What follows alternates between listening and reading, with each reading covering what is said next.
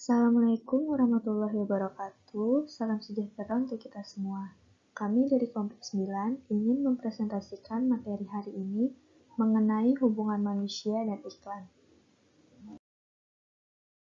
Anggota kelompok kami terdiri dari Anissa Laras, Balkis Isna Aulia, Maria Jireh Aurora, dan terakhir Yos Afriani.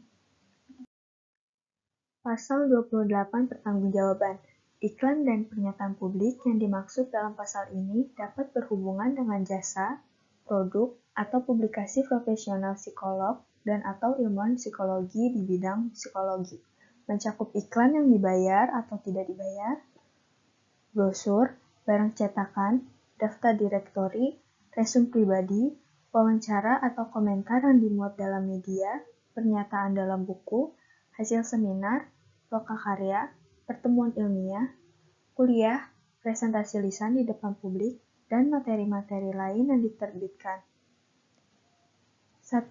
Psikolog dan atau ilmuwan psikologi dalam memberikan pernyataan kepada masyarakat melalui berbagai jalur media, baik lisan maupun tertulis, mencerminkan keilmuannya sehingga masyarakat dapat menerima dan memahami secara benar, agar terhindar dari kekeliruan penafsiran serta menyesatkan masyarakat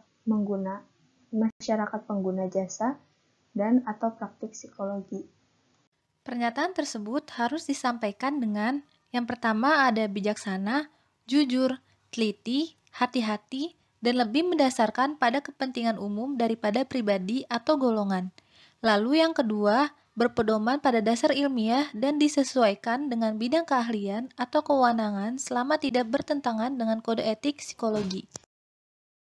Kedua, psikolog dan atau ilmuwan psikologi dalam pernyataan yang dibuat harus mencantumkan gelar atau identitas keahlian pada karya di bidang psikologi yang dipublikasikan sesuai dengan gelar yang diperoleh dari institusi pendidikan yang terakreditasi secara nasional atau mencantumkan sebutan psikolog sesuai sertifikat yang diperoleh. Selanjutnya, psikolog dan atau ilmuwan psikologi tidak boleh membuat pernyataan palsu, menipu, atau melakukan tindakan-tindakan kecurangan terkait dengan hal gelar akademik atau ijazah, gelar profesi, pelatihan, pengalaman, atau kompetensi yang dimiliki, izin praktik dan keahlian, kerjasama institusional atau asosiasi, jasa atau praktik psikologi yang diberikan, konsep dasar ilmiah atau hasil dan tingkat keberhasilan jasa layanan, biaya, orang-orang atau organisasi dengan siapa mereka bekerja sama, publikasi atau hasil penelitian.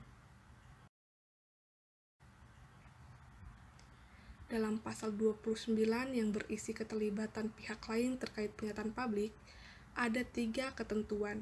Yang pertama, psikolog dan atau ilmuwan psikologi yang melibatkan orang atau pihak lain untuk menciptakan atau menempatkan pernyataan publik yang mempromosikan praktek profesional, hasil penelitian atau aktivitas yang bersangkutan, tanggung jawab profesional atas pernyataan tersebut tetap berada di tangan psikolog dan atau ilmuwan psikologi. Yang kedua, psikolog dan atau ilmuwan psikologi berusaha mencegah orang atau pihak lain yang dapat mereka kendalikan, seperti lembaga tempat bekerja, sponsor, penerbit, atau pengelola media, dari membuat pernyataan yang dapat dikategorikan sebagai penipuan berkenaan dengan jasa layanan psikologi. Bila mengetahui adanya pernyataan yang tergolong penipuan atau pemalsuan terhadap karya mereka yang dilakukan orang lain, psikolog dan atau ilmuwan psikologi berusaha untuk menjelaskan kebenarannya. Dan yang terakhir, psikolog dan atau ilmuwan psikologi tidak memberikan kompensasi pada karyawan pers, baik cetak maupun elektronik atau media komunikasi lainnya, sebagai imbalan untuk publikasi pernyataannya dalam berita. Pasal 30 Deskripsi Program Pendidikan Non-Gelar. Psikolog atau ilmu psikologi bertanggung jawab atas pengumuman, katalog, brosur atau iklan, seminar atau program non-gelar yang dilakukannya. Psikolog atau ilmu psikologi memastikan bahwa hal yang diberitakan tersebut menggambarkan secara akurat tentang tujuan, kemampuan tentang pelatih, instruktur, supervisor, dan biaya yang terkait. Pasal 31 pernyataan melalui media psikolog atau ilmuwan psikologi dalam memberikan keterangan pada publik melalui media cetak atau elektronik harus berhati-hati untuk memastikan bahwa pernyataan tersebut A. Konsisten terhadap kode etik. B. Berdasarkan pada pengetahuan atau pendidikan profesional, pelatihan, konsep teoritis, dan konsep praktik psikologi yang tepat. C. Berdasarkan pada asas praduga tak bersalah. D. Telah mempertimbangkan batasan kerahasiaan sesuai dengan pasal 24 buku kode etik ini. E. Pernyataan melalui media terkait dengan bidang psikologi forensik terhadap dalam pasal 61 buku kode etik ini. Pasal 32 iklan diri yang berlebihan. Psikolog atau ilmu psikologi dalam menjelaskan kemampuan atau keahliannya harus bersikap jujur, wajar, bijaksana, dan tidak berlebihan dengan memperhatikan ketentuan yang berlaku untuk menghindari kekeliruan penafsiran di masyarakat.